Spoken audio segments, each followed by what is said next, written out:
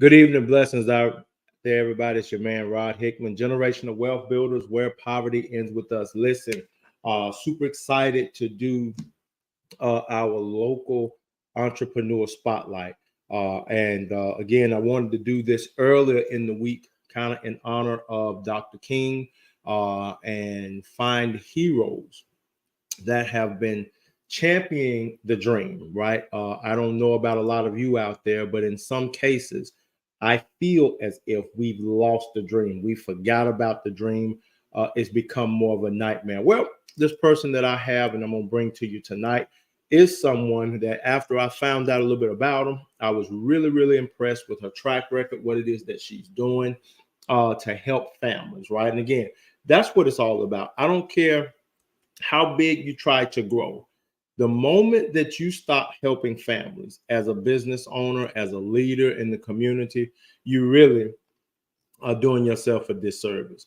And so with that being said, tonight, I would like to introduce to y'all the very first person, the very first entrepreneur that we will spotlight on tonight, local entrepreneur, attorney at law, Lauren Raynor. Good evening, Lauren. How you doing? I'm great. How are you? Doing pretty good. How's everything with you? It's wonderful. All right. Well, listen, thank you so much for being on the call tonight. I appreciate chatting up with you and things of that nature so that we can kind of just talk it up. And I'm going to go ahead and say it now. If you go viral, don't forget about your boy. Don't forget the one that helped you get to where it is that you're trying to go. All right. Absolutely not. Well, listen, again, we're going to go and just talk a little bit. Again, I just love to chat and we'll take it where it goes. There's no scripted questions or anything like that. But again, let's just talk about who you are. I know you're an entrepreneur. I know you have your own law firm. So why don't you just introduce yourself to everybody out there that does not know you? Well, my name is Lauren Raynor, and I have the Raynor Law Firm. My office is located in Covington, and we've been at our current location a little over a year. I also own the Ritz Theater, and we're trying to reopen that to the community. It's been dilapidated for years, and there's an entire generation of people that have never been inside there. Okay. And when I bought it's full of mold, still full of mold. We're trying to get there, and that's something that I look forward to with the community. But Okay. I've been practicing law for about over 10 years now. I'm going into my 11th year, and I do a lot of work with family law, animal rights. I do some criminal work, and I really focus on juvenile law as well. Okay. So. Yeah, and that's amazing. I know right now there's a lot of need for that juvenile law because there are a lot of people. Either way, we'll get into that a little later. So talk to us about the Ritz Theater. What made you want to buy the Ritz Theater? So I'm one of those people that I've known what I want to do since I was very little. Okay. I told my dad when I was 6 years old, I want to be a lawyer. And Really? so, yes. And so I went and I'm a lawyer. And then my dad and I were walking around the square one day, and I was small. I don't even remember saying this to him, but we walked by the ticket booth, and I loved the ticket booth. And I said, you know what, Dad, one day I'm going to own that. And God put it in my path to where I was able to do that. I was at a conference in Memphis, and I happened to look up the owner of the Ritz because I had seen its condition for a long time, and he happened to have an office in Bartlett. So I drove over there and I said, hey, I want to buy your theater. And he sold it to me that day. Is that right? Yeah. So God just has a way of putting you where you need to be. And so I'm very blessed to own it. And I hope we can get it back open and wonderful condition for the people to start using it and enjoying it again. Exactly right. Well, it's amazing because I remember I was on part of a podcast, and I think we donated some money to it when they were doing the podcast there. They had a podcast and a stream, and they were like, hey, give to the Ritz or whatever the case may be. And I think we gave some money to that. Okay. And again, I'm one of those ones that have not been into it, but I can remember as a young lad, those old theaters, I grew up in Charlotte, North Carolina, and there was a theater called Dilworth Theater. And I used to walk to that. I mean, I'm talking, I'm a legit. I used to walk like, call it a mile, a city mile, to go there on Saturdays and watch those kung fu movies. You see what I'm saying? So I understand what you mean about that nostalgia. And then too, I think every entrepreneur must have that sense of ownership. So again, my hat's off to you for that. Now, again, let's just say you were given a blank check, right? You're given a blank check. What would Lauren look to do after the renovations? But what kind of programs would we see coming out of the Ritz? So one thing I want to do is let nonprofits use that facility. My vision for the Ritz theaters, when you walk in, everything is going to be transferred back to the 1920s. We'll have a little coffee shop in there, a lounge area where people can sit. And then the original theater we have not uncovered yet because it was built over when Alan Rose put in the office buildings in there. Okay. We don't know the condition of it, but we still want to take it back down to the original part as much as we can. And we're going to build the stage back out. We're going to have theater and movies there. We'll have dinner theater. But I want the nonprofits to be able to have this space to use for events like the court-appointed special advocates are very near and dear to my heart. I've worked with them for 10 years, and they do local fundraisers all the time. And go ahead. I'm sorry. No, it's okay. The animal shelter and care and all the animal rescues around here, if we could offer them a space that they could use to help raise funds for them, the Boys and Girls Club, if we can get these kids in there and introduce them to the arts. Yes. Our local kids, I was a Covington High School band nerd. I played clarinet. I lived and breathed band. I actually married somebody that I met in band. And we joked the first time I ever met him, he hit me in the back of the head with a trombone. Oh, no. Yeah, well, it's fine. Yeah. So this would give the opportunity for these kids to come in and play in live orchestras, to do plays and figure out if that's something that they want to do as a career. And so we want to foster the arts. We want to foster for anyone is welcome in that building to build relationships, to experience the art. If you want to come in and watch a black and white movie, do it. Oh, wow. If you want to have art exhibitions, because I know there's some local groups around here that do local art classes, put it up because I think it's great. Art is something that needs to be enforced and supported, and definitely in our community, because I think it's a great outlet for young people, for adults, and for our older generation, because it gives them something to create. And we're always great when we're creating something. That's true. That is so true. I definitely agree with you there. Mm-hmm. That's amazing. So I heard you say that you'd actually take it back to the old days. So like, would you have like one day a month where in order to come in, you kind of have to dress up, back in those times or something like that? Would that be something that you do? I think that would be great. One of my favorite plays is Phantom of the Opera, and they have the Masquerade Ball. So I think that would be something fun to throw every year. But my grandmother was talking to me, and she went and saw the black and white Tarzan movies there, and she paid 17 cents to get in. Really? And a fun fact about me is my first word was not mama or dada. It was umgawa from those old movies. Ah.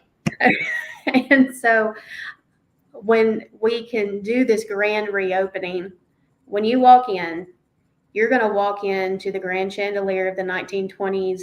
Our staff is going to be dressed as flapper girls and gentlemen. So you will be walking into an environment. You kind of model it. Think about Disney. You walk into a bubble. Right. Exactly right. That's what we want to do. We want you to come in and you're in the 1920s. Yep. And just relax and have fun. And we want to show those old movies. And if you've been to the Majestic downtown, they have an atmosphere kind of like that. Right. And so we're kind of modeling it off of that. and then just letting people have somewhere in town to go have fun. And we want to offer days where you can pay 17 cents to come in and watch an old movie. And at Christmas time, have some hot cocoa with a s'more and watch It's a Wonderful Life, because those things are fun and they're family oriented. And we need more places like that in Tennessee. That's amazing, because, as I think about that, I know a lot of the times the people that are in the nursing home, people forget about them. Mm-hmm. So I think that would be something that would allow them, to be able to get out on a field trip, and it speaks directly to them. You know what I mean? So absolutely, my hat's off to you for that. And I can see that, and I can't wait, because I sure love dressing up in them old time ways. I mean, I do. I love, getting all jazzed up and chopping, and I love that kind of stuff. I would love to see you do that. And I will. Trust me when I tell you, I'm a man of my word. So I can hear you talking a lot about the nonprofits. Mm-hmm. So what does CASA actually stand for? And tell us a little bit about that. So CASA, a lot of people think it's the Mexican restaurant, and it's not. It's court-appointed special advocates. And these are a group of volunteers. They don't get paid. And they go out and they interview and they advocate for our children that are taken into DCS custody. Okay. And so they will advocate to the court for what's in the best interest of the child. And they're essential to our court system. They're a wonderful group of ladies. And to do it, well, I can't say ladies, we have men too. They're a wonderful group. And to do that, you have to have the heart to want to go into these homes and to advocate for these kids. Yeah.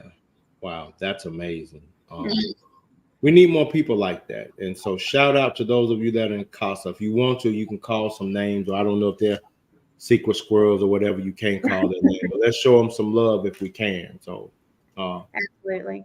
Now Nina Smith is running it right now. And I believe there's going to be a new director that comes in March, because she's retiring and deciding to travel the world. So good for her. Yeah, absolutely. Yeah, absolutely. No, that's definitely major. We definitely need somebody to be the voice of the children, because right now, our children don't have the voice that they should. And so I think what's happening is, and you can speak to this way better than I can, because you're actually in the legal system.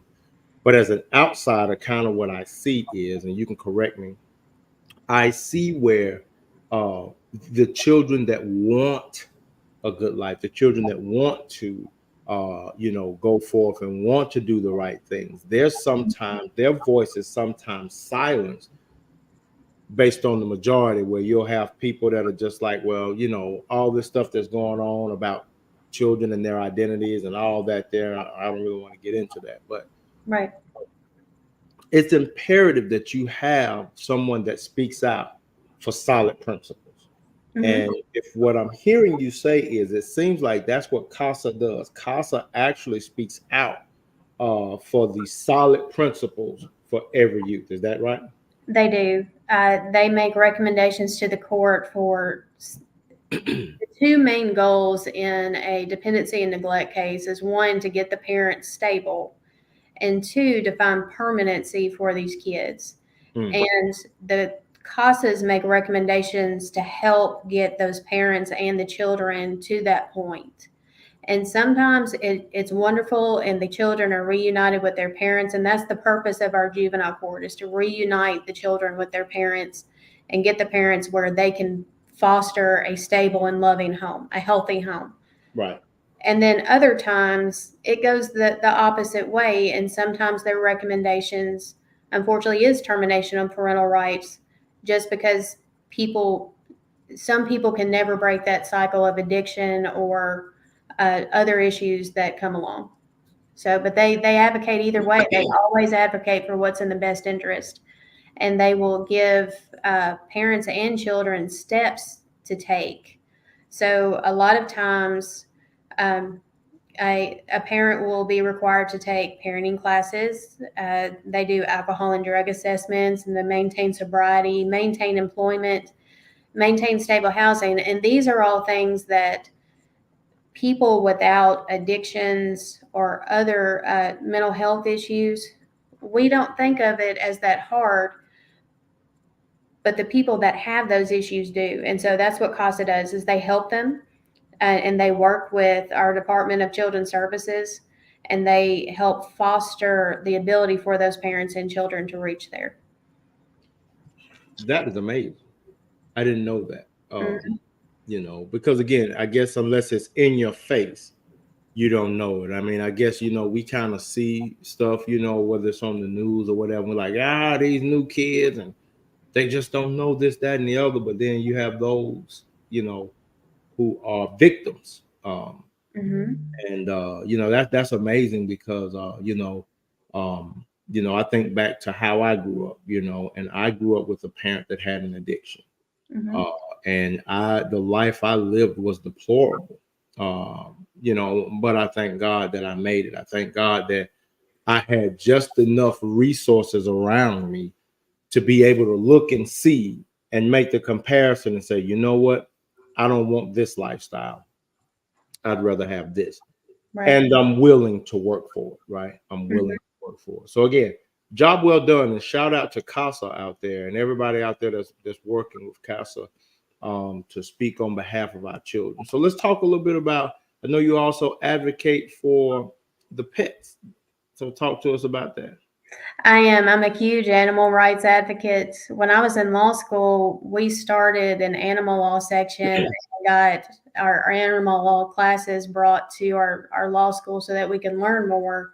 And I went to law school in Michigan, and one of the big issues in Michigan is dog fighting. And Good. pit bulls are especially, they're they're targeted with Yeah, that area. There's exactly. so many myths about these dogs, that they have Yeah, locking jaws, yeah, that they're just born vicious. And I personally have one, and his right. name is Goose, and he is scared of the dark. So we have to go outside with him when it's dark.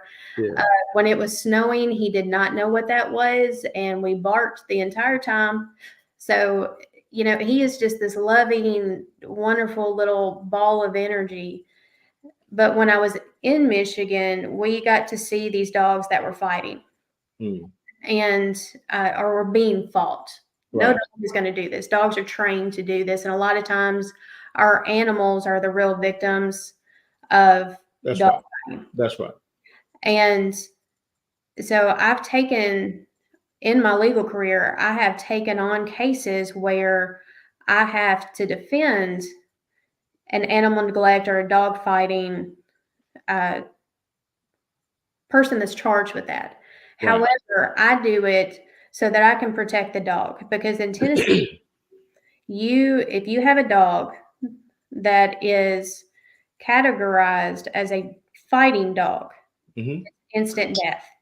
And there's certain categories that the prosecution has to meet in order to categorize that dog as a dog that has been fought. Mm, And so a lot of times I do that, take these cases to save the animals. And my track record's really good.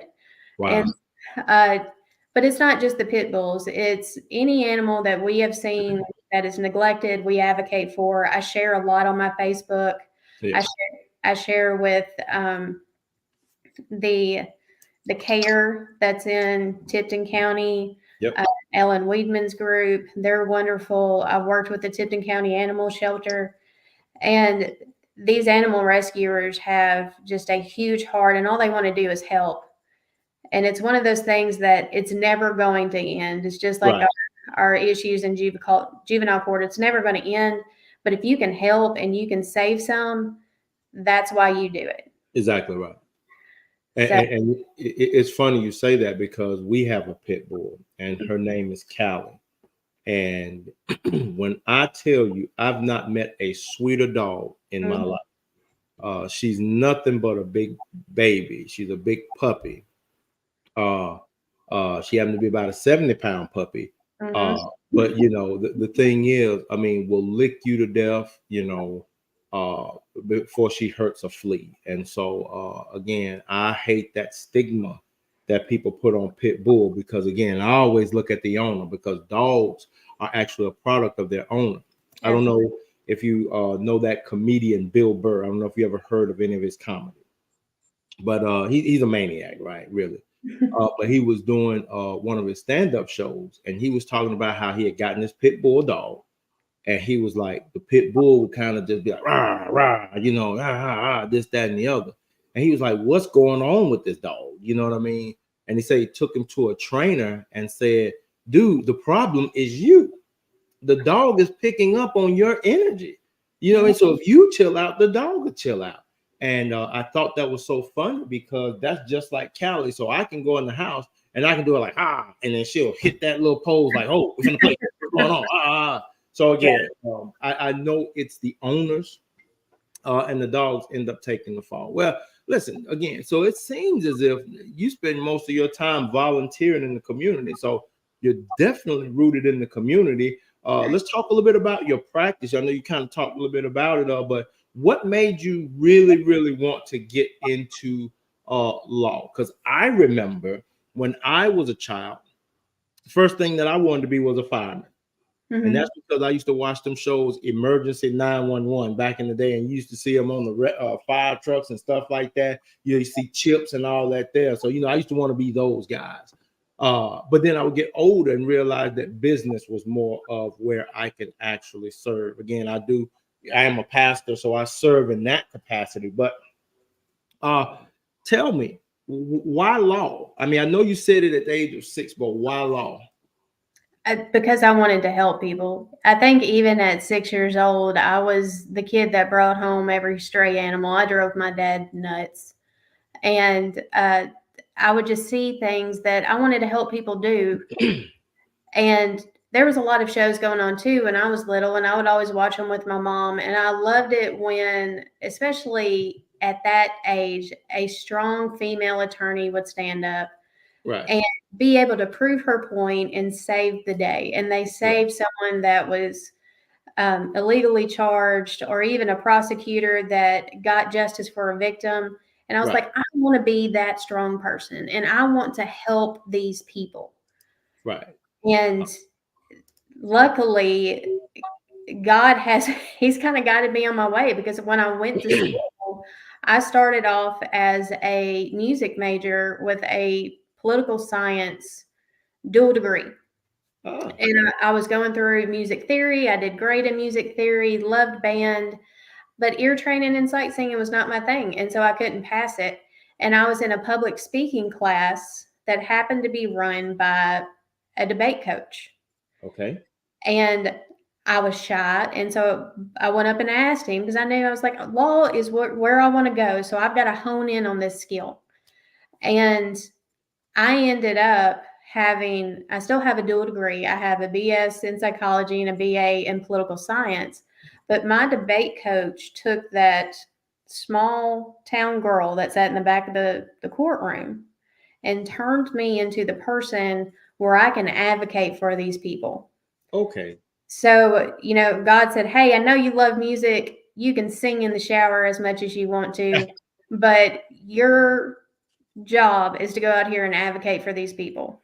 And so when I started debate, there was a 4-person debate team, and we were called the Original 4. And I went through years where I lost. And then something clicked, and I ended up being a 2-time national champion debater. We did student Congress, where basically you get to go and play Congress. And we call it the Michael Phelps pose. I have a picture out there of me where I've got medals all across my belly from advocating for passing a bill that turned the Japanese concentration camps that are in Arkansas into national landmarks. And what was really neat about Student Congress then is that bill went towards the real Arkansas Congress. Is that right? That's right. And it got passed, and it was amazing. And so God said, hey, this is your talent. And so I followed that. And when I went to law school, it was the same thing. I got into moot court. We did the animal law, and that's where I have been. And luckily, I've had the support of my family to foster that, because law school's tough. Practicing law is tough. When you first start practicing, I remember I didn't know where to sit. And a local attorney came up and pulled up a chair and said, hey, why don't you sit beside me? And it's really important for attorneys, and I probably went way off your original No, question. you're fine. You're fine. It's important for our attorneys to support our younger attorneys because they're learning. Right. But yeah, it started at 6 years old where I wanted to be that powerful, outspoken woman to be able to advocate for people. And that's really turned into animals and children. And then I represent a lot of parents, and it's on both sides. I've represented parents that have been alienated. I've represented parents that are trying to keep their child safe from the other parent. And, I've represented the parents that have the children taken away from them because of drug abuse. And hopefully they come back to where they can have their children. So wow. That's amazing. I've got to ask this question because if you know me, I kind of have a sense of humor. So, how true is Law and Order? I mean, again, you kind of see it and you kind of, I just want to know, is there any truth to that, or is it just all Hollywood? the truth is that it's held in a courtroom. That's not the only thing true on that show. I used to love it before I went to law school, and now I can't stand it. And there's a few legal movies that I can still watch, but they're very few and far between. Really? Yeah, I think it's probably the same as people that are in the medical field. They can't watch Grey's Anatomy to where I can watch it and it, right. I enjoy it. So none of that's true. No, not a lot of it. I wish it was this quick, but a lot of people will make a complaint and they investigate and then they're gone to trial within 10 days. But the wheels of justice turn slow. Oh, wow. So I wish that part was true so we could get more towards a speedy trial, but it doesn't. So they got us. Hollywood got us. Okay. Hollywood got us. Either way, it was definitely a good show. I used to love Law and Order, especially Jack. I used to love him as the DA. Yeah. So listen, I've heard you talk a lot about juveniles, and so you deal a lot with the family and things of that nature. So, and fighting for the family, that has to be somewhat of a, what's the word I want to use? How do you manage that, right? Because you said earlier, sometimes you're fighting for the parent that's alienated. You're fighting for the child that's been taken away. You're fighting for the parent that wants to get it back, that may not have necessarily proven that they're actually, ready to go. So that, you really don't know. How do you manage that? What do you mean manage? How do you manage the emotion of that, right? I mean, we know you want what's in the best interest for the child, but I imagine that just has to be very draining on you.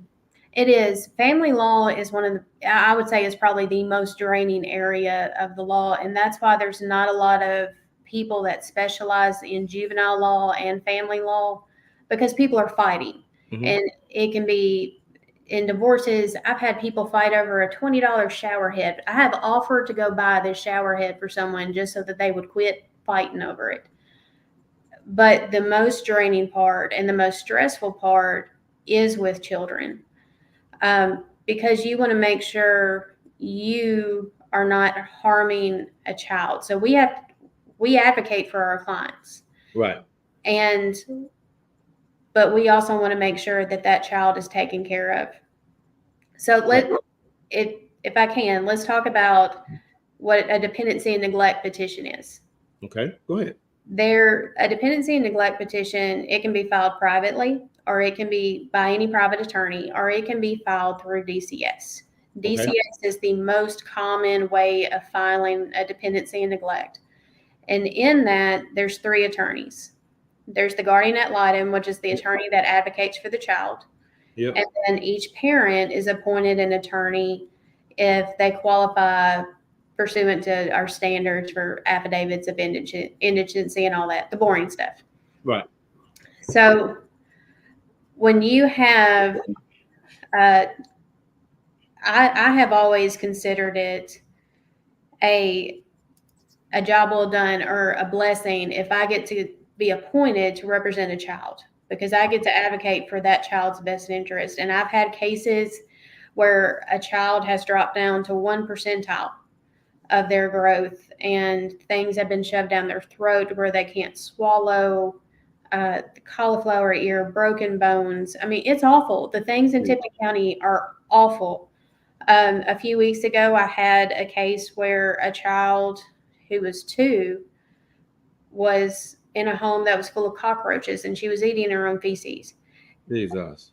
So these are things that juvenile attorneys and family law attorneys see. Right. And so when I'm advocating for the child, I'm advocating for their best interest. Right. Exactly right. So let's switch to mom and dad. Mm-hmm. Let's say mom and dad are both drug users. Mm-hmm. I'm not advocating for them to get their child back. I'm advocating for them to figure out their problems that has caused this. And how do we fix it? And how do we get your child back to you? Exactly. So if we have a drug addict, you need a mental evaluation. We need to figure out what kind of therapy you need. If you need medication, can that help you? And are you willing to do that to get your child back? Because I can only give you the tools that you need for you to regain custody of your child. Wow. Are you going to go to parenting classes? The Carl Perkins Center here in town offers a 12-week parenting class. And if that parent is dedicated every week, they can get that done in 12 weeks. Wow. So if you need long-term rehab, we help facilitate, get that person to a long-term rehab. And if all of those things are done, and they can prove to the court that that child is not going to be harmed in their custody anymore, that's where the court reunifies the child. Wow. I mean, who knew, right? And again, Tipton County is so small, but it's so much that happens here. You know, I typically don't have my ear to the ground. So if I find out something, I'm typically like blown away, like, wait, what? That's going on here? You just never know. So God bless you for what it is that you do, because I know it cannot be easy. So we have a question here from Miss Letitia Adams Filbury. And her question is, what is your take on the juvenile system? And what ways that you think it needs help the most to keep kids from becoming bigger in the crime world? Thank you for posting, Letitia. That is a great question. And a lot of times people focus on the adult criminals, when really, if we could focus on our juvenile criminal system, it would help taper down on them turning into adult criminals. Right. I couldn't tell you how many juvenile delinquent cases. That's what the court system calls a JJ case. Okay. And for a child to be able to get an appropriate mental evaluation and to get services in their home, there's a lot of hurdles for them to jump over. We need more resources for our families in Tipton County for mental health, for our juveniles and our adults. But we also need programs. The Boys and Girls Club up here is a great program for them. We need more programs where they have great role models to go off of. We need more community involvement with our juveniles. And a lot of times these kids are given 6 months probation, pass some drug screens and you'll be fine. Do some community service, but really what these kids need is intervention. Right. And DCS is only able to do so much. You know, a lot of them do once a week therapy, or there's a lot of programs out there such as Compass and Youth Town is popping into mind. But they can come out to the homes of these juveniles and hopefully give them individual therapy and family therapy. But that needs to be supported in our community. Yeah. Because they are understaffed and they are overworked and they are underfunded. So, and thank you for this question, Letitia. Because I was actually going to talk about this a little later on. So I guess so in business, when it comes to business, Mhm. um, we focus on what's called the Pareto principle, right? We realize that 80%, if you focus on the biggest problem that's creating 80% of your trouble, if you focus on fixing that problem first, now you can deal with the 20%. Does that make sense? Mhm. So, with that being said, my take is now again, I'm on the outside looking in, and this is not a dig at anybody that's actually working in the juvenile justice system, but in my opinion, the system is broke. Period. It's broken. Why? Because there's too much money in there. And it's not money for what's necessary for the treatment and things of that nature. It's money for facilities. I'll never forget. So I grew up, as I say, kind of hood poor, right? So I grew up in Charlotte, North Carolina, talked about how I grew up. And so, but I remember when there was a time where when they weren't so quick to just throw you in jail. You know what I mean? They would, hey man, why you doing that? Look at here, don't hang around that young blood. Don't do this, that. You know what I mean? Um, there was that community support. And I'm Right. going somewhere with this. There was that community support that had a culture that said, we don't do that around here, right? No, that's not accepted. You're not going to do that here. But it seemed like once we got the Crime Bill Act of 94 and we started doing the quote unquote war on drugs, I mean, I was still in school and I remember reading that survey where they said, well, most kids, especially inner city kids, they're going to jail. So we need to build more prisons than what we need to build schools. And so we started to see a degradation in the schools. We started to see where it was more about lock them up because of the deal that was set for with the 3P or the private contractors that built these for-profit prisons. So with that being said, we saw an advent of people where it was normally like, all right, little Johnny, don't do that no more. They were in a rush to get them in the system so they could start getting them as part of that 3-strike rule, right? Yeah. And so for me, that's something personal. I remember that. Nobody can take that away. But I guess I want to know, with all that being said, we've not seen any improvement in our youth. Matter of fact, juvenile crime is up astronomically. It is. What needs to be done? What overhaul? Again, we give Lauren Raynor, attorney at law, the magic pen, the magic wand to say, bibbity bobbity boo. This is how we're going to fix this system. What does Lauren do?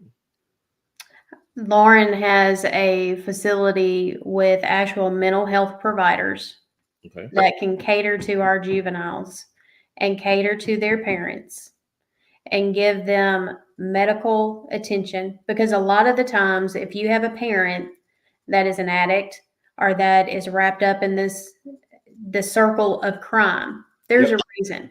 No one starts using methamphetamine or cocaine or robbing people because they just want to.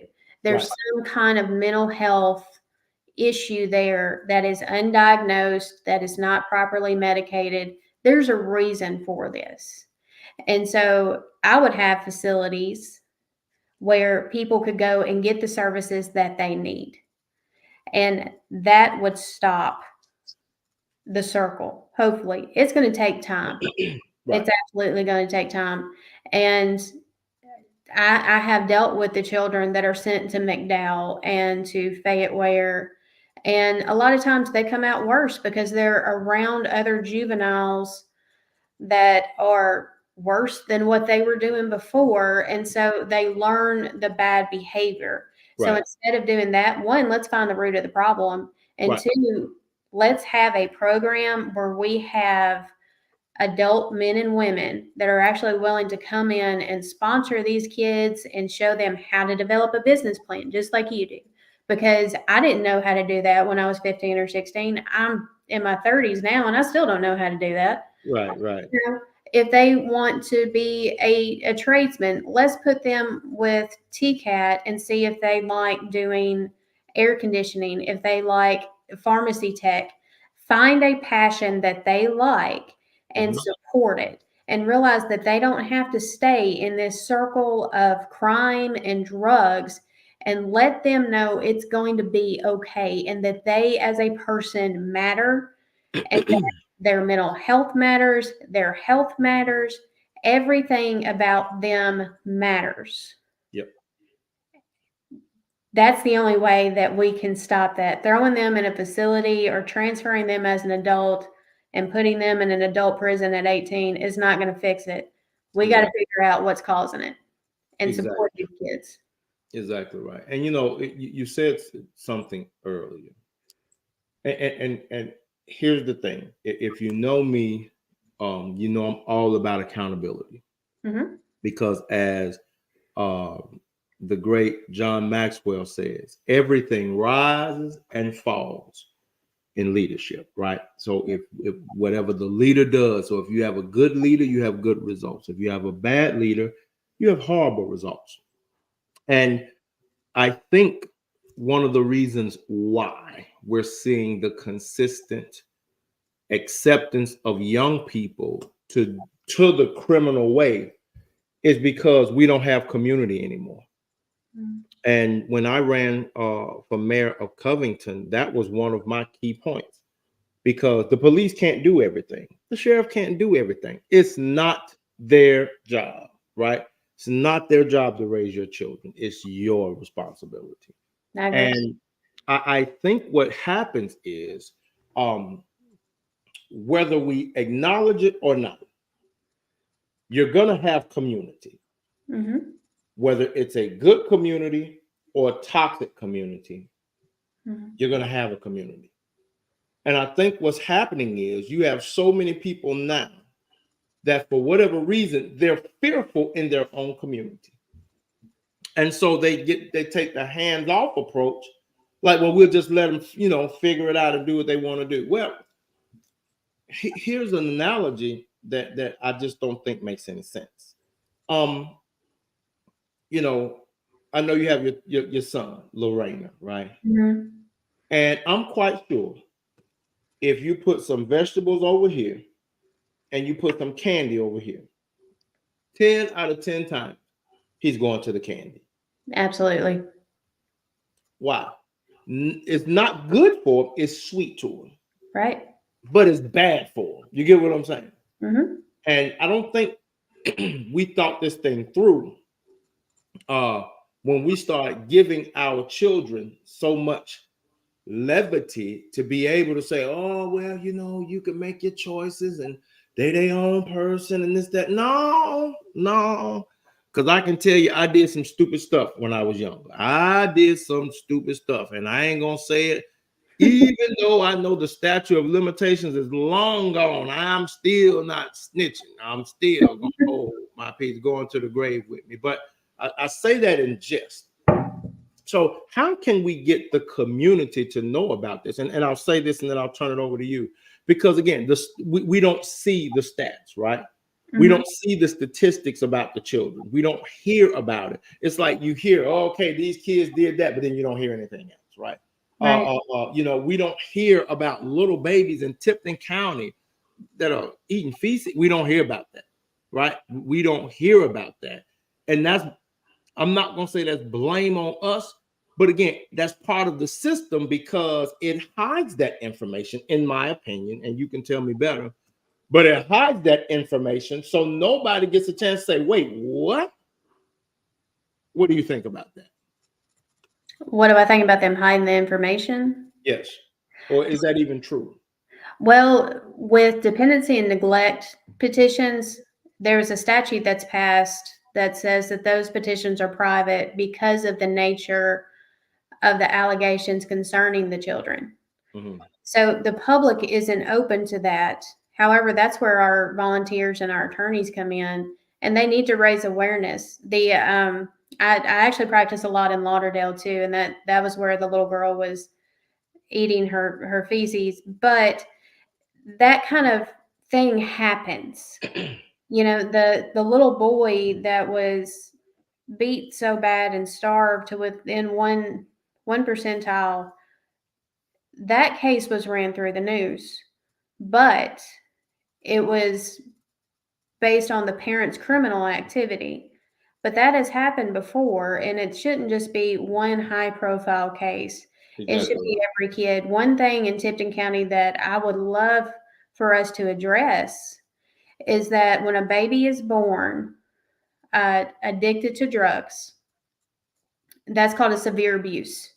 There's a specific statute that says you can find severe abuse against the mother that exposed the drugs, or even later on down the road, once the baby is here, if father and mother can be proven to expose the child to drugs, there's a criminal statute that can be used to charge these parents.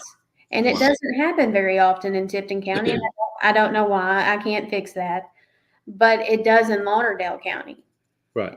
And that is one thing that I admire about Lauderdale County, because if there is a severe abuse finding, they hold the parents accountable to it, because they're exposing their children to drugs or whatever it is that makes them find that severe abuse finding.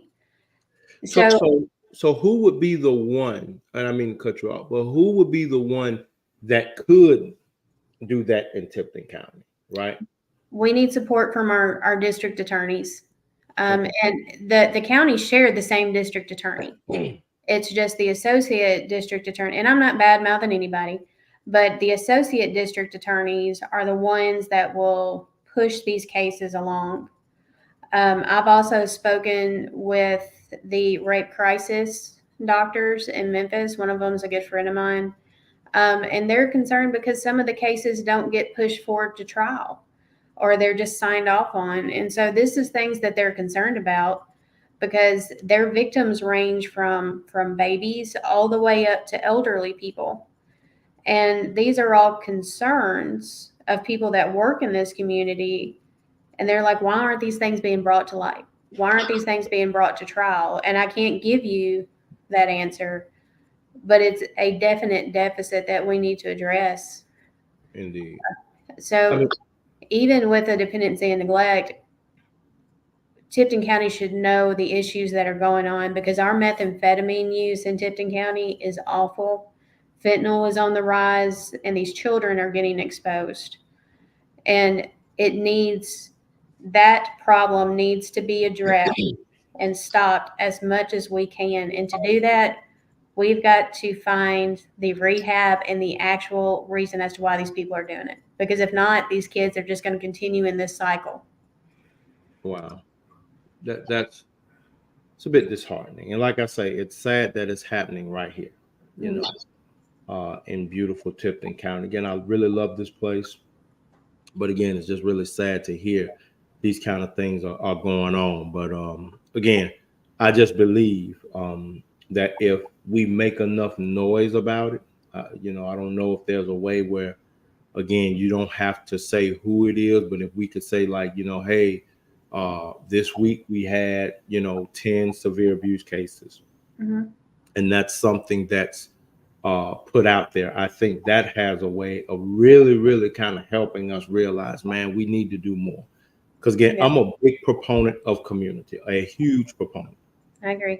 The courts can't do everything. And I think, and this is me personally, I think because people don't understand that the courts were never designed to run our lives, people tend to say, well, hey, I'll let the courts make the decision, or I'll let the police make the decision. But again, the courts were never designed because we did not want to self-govern. Right. That's why I'm really big on, really reducing the size of government and reducing the scope of government. Again, but where it's needed, it does make sense.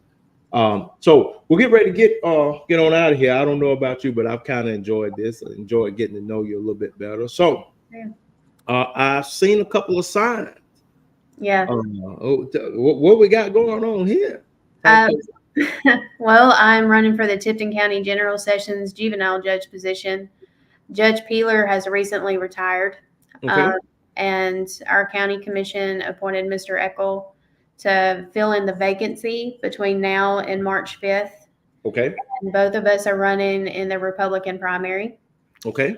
And so I'm asking people for their votes, and because my passion is these kids, is these animals, and I want to be able to help people. Well, I mean, it definitely sounds like it. I mean, just by looking at some of your accomplishments here and the things you've done and the way you're giving of your time in the community, and I'll say this for the audience that's out there, when it comes to your vote is precious. It is. And it should be given to someone that you trust is going to do the right thing. Not because you're strong armed or bullied or coerced into placing your vote with somebody else because of some goofy affiliation. Um, so again, I'm super excited about it. Now. Let's go ahead and ask this question since we're out here. Sure. Um, so again, if people do vote for you, what are some of the changes that we will see implemented from the position of your judgeship that will cause someone out there that may be listening to this to say, you know what, yeah, I can definitely give her a try?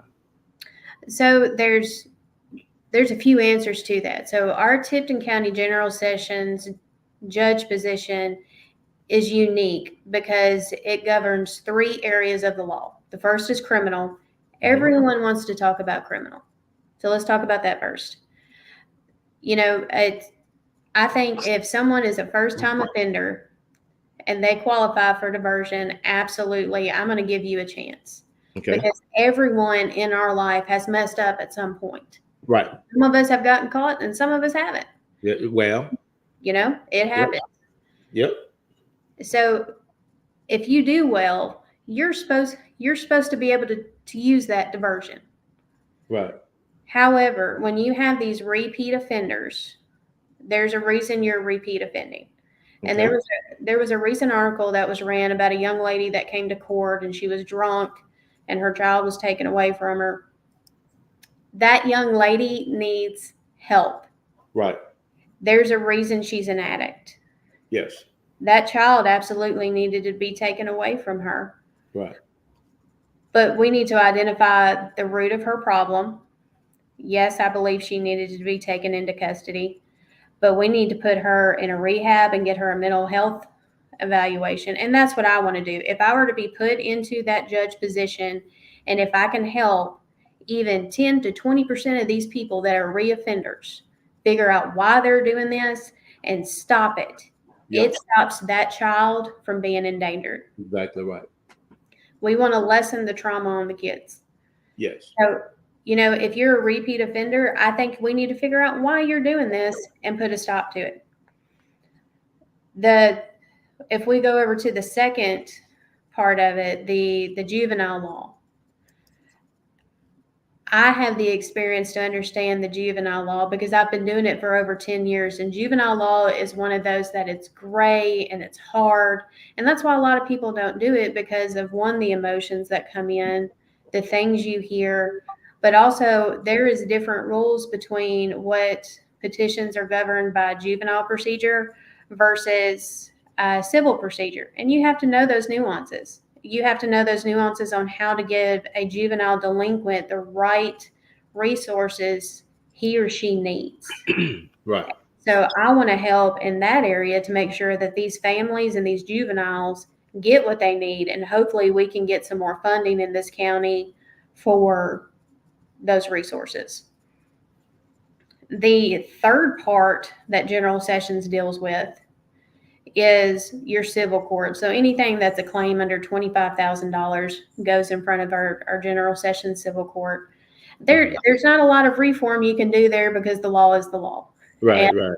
It's not my job to reform anything. I have to enforce the law, but I can tell you what I I want to help people, and if they're an addict, I want to figure out why they're an addict and get them the help so that they don't reoffend. That's right. And I want to make sure that their kids are not exposed to trauma and that they're getting the help that they need. So that would be my plan. I put a post out on Facebook about how we could more efficiently run our courts, and that's really because the attorneys that work here also work in our neighboring counties within our district. Okay. So I put out a post about how we could switch some days to where it would run more efficiently for our citizens and for our attorneys. Wow. Well, that's definitely good to hear. And we have Elaine Adams. Thank you for watching. But she says she's totally on board for you. So Thank you. I guess you got one vote, right? For sure. What, if I can, real quick, I know you're getting tired of me. No, you're fine. March 5th is the Republican primary, but what I'm asking people to do is this is Tipton County's one chance to vote for your judge. I don't care if you're Republican, if you're Democrat, if you're Libertarian, if you're independent, whatever you are, you need to go to the polls on March 5th and choose your next General Sessions judge, because whoever is knocked out of that primary or whoever wins that primary will be the only selection come the general election. So we're asking everybody to show up. Right. And it's important, right? And I appreciate you for saying that, because again, we need people that understand, but also have a heart, right? Again, nobody wants to have that judge that just throw the book at you. You know what I mean? Right. We do realize there are a lot of things, a lot of trauma that people have gone through. And so if you don't get to the root cause, you're going to continue to have the same results. And unfortunately, as I said before, our system is broken.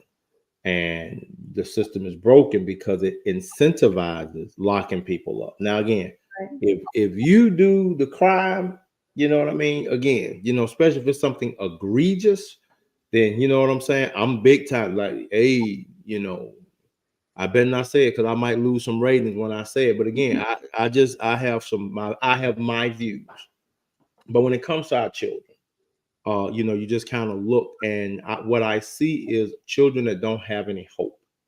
And I think about the times that, people had grace on me. People could have judged me. People could have left me to the side. People could have did a number of things. But because they had grace on me, you have before you today the man that you see, the man that everybody knows. But yeah, so I appreciate you running. I appreciate you taking up your time and your talents. I know it's not easy, and my hat is off to you, because one thing I know, and you all may not know this, but when you have someone that's genuinely concerned, genuinely engaged in doing what's right, when they don't get support, that hurts. It's not about the loss. You take losses all the time, but when you have done, from your heart for the betterment, it has a way of staying, right? And I can talk from that firsthand. And I'm just truly, I don't have anything to hide. After the mayoral election, it wasn't so much that I lost. It's just that I felt like, man, out of all I've been doing for as long as I've been doing, it was like, man, so what I would do is tell you, stay prayed up. And I will hope that this video will go far and wide in Tipton County. I hope that people will listen to you. I hope that they will stop you in the street. So tell us where we can find you on social media, or where they can find you so they can hear more about your political campaign. I have my Facebook page, Lauren Raynor, and then we have the Friends to Elect Lauren Raynor, Tipton County General Sessions Judge. We encourage everybody to go on there and join and keep up with our meet and greets. We're doing a bunch across Tipton County. We have a few coming up. There's one at the Atoka Railway soon. We're going to have pizza. It's kid friendly. bring your kids, and we have a few. We're going to schedule some at Bozo's. We have Garland Community Center, the Deer Coffee. All of these are listed. We're going to do some at Old Town Hall. And I'm encouraging people to come out and meet me and talk to me, because I want to hear what your concerns are and how I can help you. Also, because my husband came up with this idea, because everyone's going to be broke after Valentine's Day and hungry, is we're going to be cooking hot dogs at the First United Methodist Church at the Life Center on February 15th. So come grab some hot dogs and a drink and talk to me, and just let me answer any questions. Right. Well, they might not be broke. They might have them tax checks by then. You know what I'm saying? They got them tax checks. So when people get them tax checks, they get different. But either way, I'm kidding, but I'm very serious, man. Folk get brand new when they get them tax checks. I can't stand it, because it's like you can always tell when they're in the restaurant now. Like, I want to order some llama skin. Like, bro, get out of here. They don't even serve that here. You know what I mean? But either way. Yeah. But again, I echo your sentiment. Folks, come out and see it. Again, if you have a politician and the only time you see them is when they're begging for your vote, then you literally have a charlatan. And you get what you get. You get what you deserve. If you don't know how to go and reach out to folk and check folk pedigree, see what they've done. You've heard what Lauren has done. And so I don't mind endorsing you openly. Again, I appreciate what you've done, because again, you've enlightened me on stuff that I didn't even know what was going on. But I also know that it's critical that we get something in place for our young people to help get them back where they need to be, because they are our future, whether we like it or not, right? They are our future. And we can't keep taking what I call this T-Rex hand syndrome. We can't keep doing that. Like, hey man, that ain't my kid. No, it's the community. We as the community need to speak. And I appreciate you for coming on. I appreciate that you are an entrepreneur, that you're a mommy, that you're out there, in business, fighting for the best of us, right? And our children are our future. I remember Whitney Houston. I ain't telling my age, but when I was graduating from the 5th grade, that was the song. I believe the children are the future, right? That was the song, and so we just need to make sure that we put some action to that. So listen, thank you all. Thank you. Man, I'm reading at the same time, but thank you so much, Lauren Raynor, for coming on. We definitely appreciate you for your time at your busy schedule. Again, thank you for all that you do. Thank you to those of you that have watched. And I hope that you would like, share, and make sure that the word gets out so that people can hear exactly who Lauren Raynor is. And let's hopefully get it to the point where we can call her Judge Raynor. I would love that. Yeah. Now, let me ask you this question. Do y'all get like big rings and stuff like that? So like when you get, no, I'm tripping. I'm being silly. I don't even want to gavel. Yeah, we won't have to kiss the ring or nothing like that, will we? No. I will still be Lauren, even if I'm elected. Yeah. I've lived here forever. I will always be Lauren. I know. Well, listen, a lot of great content. Thank you so much for your time. And again, for those of you out there, please like, share, tell your friends, tell your loved ones, check this video out. It should be somewhere everywhere. But again, as it was said, we need fresh blood in the courts, right? We need people that care about the community. And I'm a big stickler of, I need to see what you've done before you ask for my vote.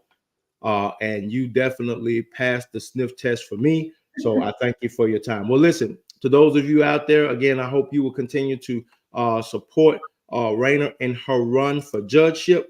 And again, you could do things by going to her page, following her, donating, and things of that nature. Well, listen, until next time, it's your man, Rod Hickman, Generational Wealth Builders, where poverty ends with us. Love you all so much. Y'all have a good night, and God bless.